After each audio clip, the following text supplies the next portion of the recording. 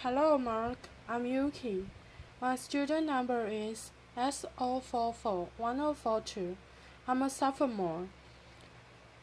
The speech title is Testing is Killing Language, JK, by John McWhorter. We always hear that testing is a scourge. The idea is that testing spells the deadline and fall off any kind of serious literacy, or at least writing ability, among young people in the United States and now the whole world today. The fact of the matter is that it just isn't true, and it's easy to think that it is true. But in order to see it in another way, in order to see that actually testing is a miraculous thing, not just energetic, but a miraculous thing, a kind of emergent complexity that we are seeing happening right now. We have to pull the camera back for a bit and look at what language really is, in which case, one thing that we see is that testing is not writing at all.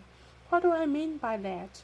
Basically, if we think about language, language has existed for perhaps 150,000 years, at least 80,000 years, and what it arose as is speech. People thought that what we are probably genetically specified for. That's how we use language most. Writing is something that came along much later, and as we saw in the last talk, there's a little bit of controversy as to exactly when that happened. But according to traditional estimates, if humanity had existed for 12 hours, then writing only came along at about 11:07 p.m. That's how much of a lately thing writing is. So first there's speech, and then writing comes along as a kind of artifice. Now, don't get me wrong, writing has certain advantages. When you write, because it's a conscious process, because you can look backwards, you can do things with language that are much less likely if you are just talking. For example, imagine a passage for Edward Gibbon's The Deadline and Fall of the Roman Empire. The whole engagement lasted about 12 hours, till the gradual retreat of the persons was changed into a disorderly flight, of which the shameful example was given by the principal leaders and the sovereigns himself. That's beautiful, but let's face it, nobody talks that way, or at least they shouldn't if they are interested in reproducing.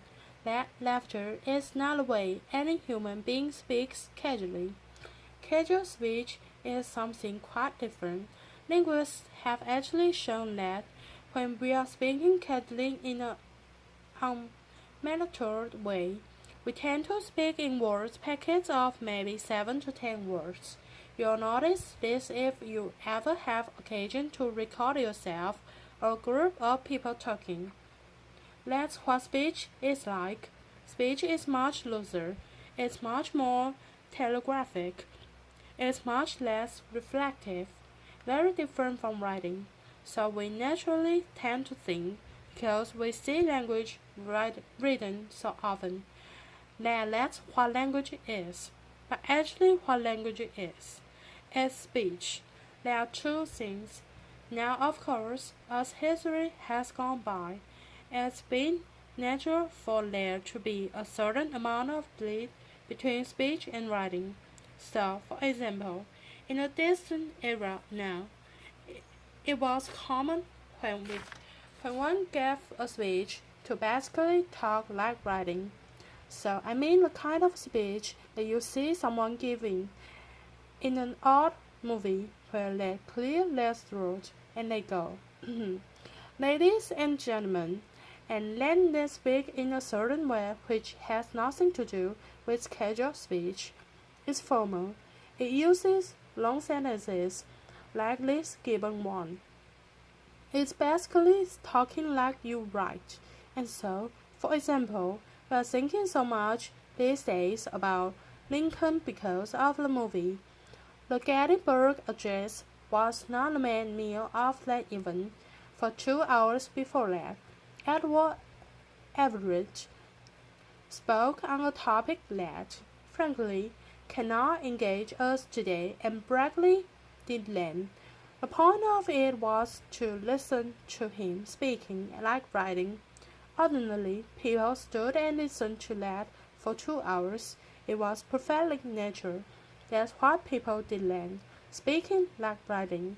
Well, if you can speak like writing, then logically it follows that you might want to also sometimes write like you speak. The problem was just that, in the material, mechanical sense, there was harder back in the day for the simple reason that materials don't lend themselves to it. It's almost impossible to do that with your hand except in shorthand, and then communication is limited.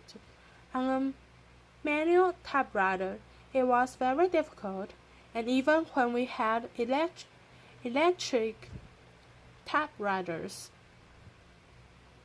or land computer keyboards, the fact is that even if you can type easily enough to keep up with the pace of speech, more or less, you have to have somebody who can receive your message quickly.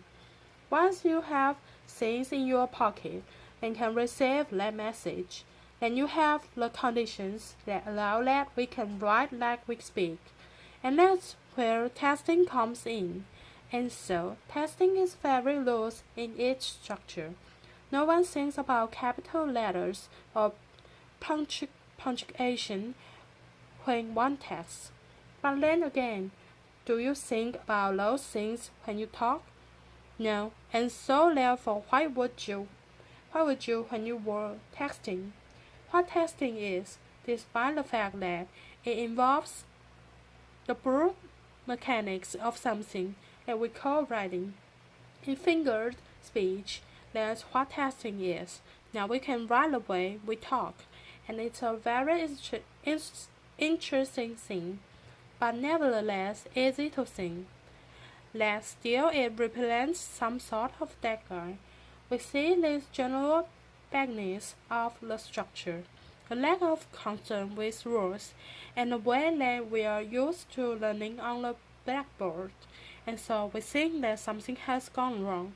It's a very natural sense, but the fact of the matter is that what is going on is a kind of emergent complexity. That's what we are seeing in this fingered speech. In order to understand it, what we want to see is the way, in this new kind of language, there is new structure coming up. And so, for example, there is in texting a convention, which is LOL. Now LOL, we generally think of as meaning laughing out loud, and of course, theoretically, it does. And if you look at older texts, then people use it to actually indicate laughing out loud. But if you text now, or if you are someone who is aware of the subject of texting, the way it's become, you'll notice that LOL does not mean laughing out loud anymore. It's evolved into something that is much subtler. This is an actual test that was done by a non-male person of about 20 years old not too long ago. I love the font you are using, BTW. Julie, no, thanks, Gmail is being slow right now. Now if you think about it, that's not funny. No one's laughing. Laughter, and yet there it is, so you assume there's been some kind of hiccup. The Susan says, no, I know, again more golfing than we are used to when you are talking about these inconveniences. So Julie says, I just sent you an email. Susan, no, I said it. Very funny people, if that's what LOL means. This Julie says, so what's up?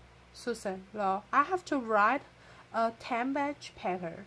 She's not amused. Let's think about it. LOL is being used in a very particular way. It's a marker of empathy. It's a marker of accommodation. When linguists call things like that pragmatic particles, any spoken language that's used by real people has them.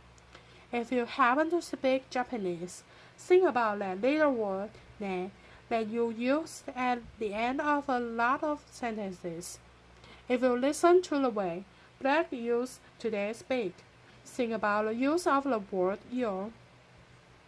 Well, whole dissertations could be written about it, and probably are being written about it. A pragmatic practical. That's what LOL has gradually become. It's a way of using the language between actual people. Another example is slash. Now we can use slash in the way that we are used to. Along the lines of, we are going to have a party slash networking session. That's kind of like what we are at. Slash is used in a very different way in testing among young people today. It's used to change the thing. So, for example, this silly person says, so I need to find people to chill with. And Jack says, haha, you could write a dissertation about haha too. But we don't have time for that. Haha, so you're going to by yourself? Why? Sadie, for this summer program at NYU. Jack, haha, slash. I'm watching this video with sound players trying to shoot with one eye. The slash is interesting. I don't really even know what Jack is talking about after that, but you notice that he is changing the topic. Now that seems kind of mundane. Let's think about how in real life, if we are having a conversation and we want to change the topic, there are ways of doing it gracefully. You don't just dip right into it. You pat your thighs and look wistfully off into the distance. Or you'll say something like, makes you think, when it really doesn't. But what you are really trying to do is change the topic. You can do that while you are testing, and so ways are developing of doing it within this medium. All spoken languages have what a linguist calls a new information marker, or two or three. Texting has developed one from this stage. So we have a whole battery of new constructions they are developing, and yet it's easy to think, well, something is still wrong. There's a lack of structure of some sort. It's not as sophisticated as the language of the Wall Street Journal. Well, the fact of the matter is, look at this person in 1956, and this is when testing doesn't exist. I Love Lucy is still on the air. Many do not know the alphabet or multiplication table, cannot write grammatically. We've heard that sort of thing before, not just in 1956, 1970. Connecticut school teacher, 1917. This is a time when we all assume that everything somehow in terms of writing was perfect because the people on Downton Abbey are articulate or something like that. So from every college in the country goes up the cry, our freshmen can spell, can punctuate, and so on. You can go even further back than this. It's the presence of Heather.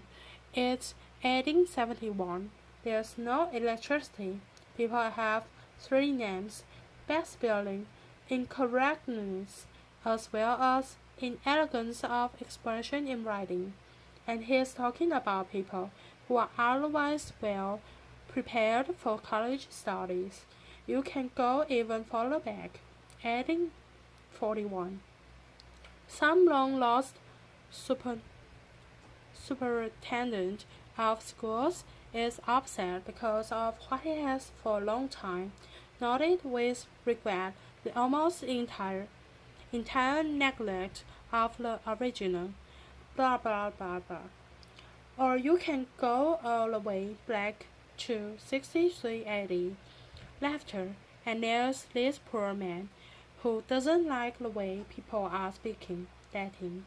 As it happens, he was writing about what had become French, and so there are always laughter, applause. There are always people worrying about these things, and the planet somehow seems to keep spinning. And so, the way I'm thinking of testing these days is that what we are seeing is a whole new way of writing that young people are developing, which they are using alongside their ordinary writing skills, and that means that they are able to do two things. Increasing evidence is that being bilingual is cognitively beneficial. That's also true of being bilingual. That's certainly true of being bilingual. In terms of your writing, and so testing actually is evidence of a balancing act that young people are using today. Not consciously, of course, but it's an expansion of their linguistic repertoire. It's very simple. If somebody from 1973 looked at what was on a dormitory message board in 1993, the slang would have changed a little bit since the era of love story, but they would understand what was on that message board. Take that person from 1993, not that long ago. This is Bill and Ted's excellent adventure. Those people. Take those people and they read a very typical text written by a 20-year-old today.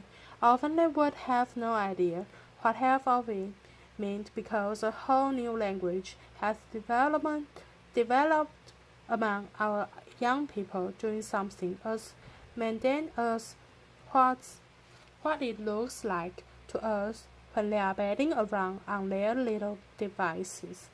So in closing, if I could go into the future, if I could go into 2033, the first thing I would ask is whether David Simon and Dawn a sequel to The Wire.